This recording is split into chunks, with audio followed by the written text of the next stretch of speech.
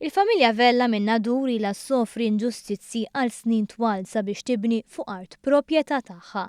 L-art li wirtu fi triq Kokko Palmieri fin-Nadur u li kienet proprjetà tagħhom sfat parti minn attakk politiku lura fl-2004.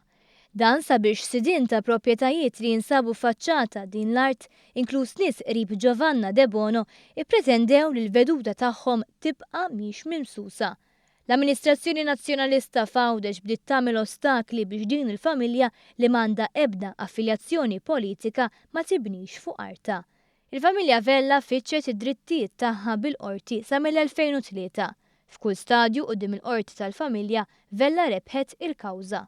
Minkejja dan, Gvern Nazzjonalista kien qabad u espropja l-art biex jibni Belvedere. L-espropjazzjoni saret ftit ġimgħat wara li l-Partit Nazzjonalista rebaħ l-elezzjoni ġenerali tal-2008. Il-każ tressaq quddiem il-Qorti Ewropea tal-Ġustizzja u anke f'dak il-każ ġie deċiż li l-Gvern ifittex li jirranġa s-sitwazzjoni b'mod amikevoli mal-familja. Gvern Laburista għamel ġustizzja mal-familja u reġa' lura l-art in kwistjoni. Issa li l-familja applikat mal-MEPA biex jittella ħajt fuq il-proprjetà tagħha, il-Partit Nazzjonalista permezz ta' Chris Sajt qed jerġa' jattakka lill-familja biex iċaħħadha mid-drittijiet li rebħet permezz tal-qrati. Sajt fil-fatt issa qed imexxi kampanja kontra din il-familja bil-mezzi tax-xandir tal-Partit Nazzjonalista.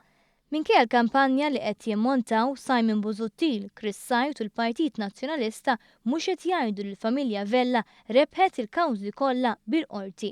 Din il-kampanja kollha kontra familja waħda minn Nadur li qed tiġġieled tad-drittijiet tagħha huwa każ ieħor fejn il-Partit Nazzjonalista qed jivvittimizza lil xi ħadd biex ikompli inġustizzja biex jaqbes għal persuni li huma qrib l-istess partit.